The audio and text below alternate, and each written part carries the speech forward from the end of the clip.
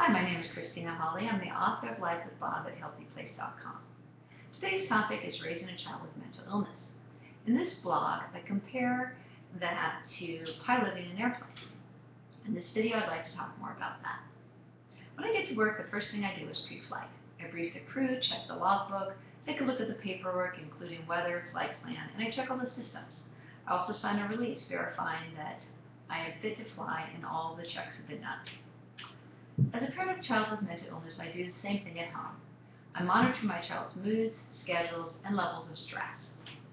Constantly keep in touch with the crew of doctors, therapists, teachers, family members, and counselors. The next phase of flight is taxi and takeoff.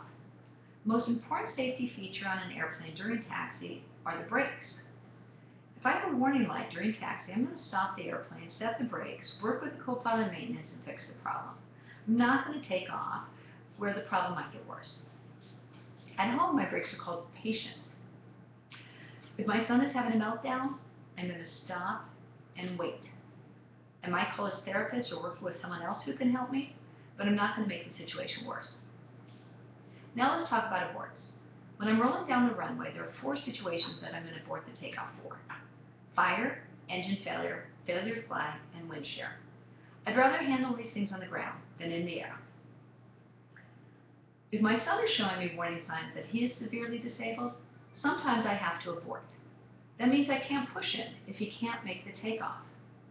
It's better to abort than allow him to crash and burn.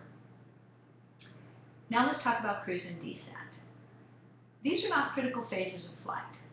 All they require is pilot monitoring and preparation for the next phase. This is kind of like stability.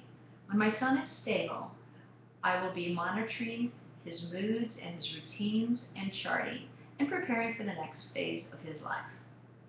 Finally, landing and post-flight.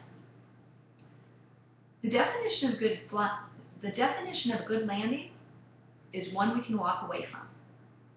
What that means is don't beat yourself up if things don't work out perfectly the way you'd hoped. Celebrate the victories.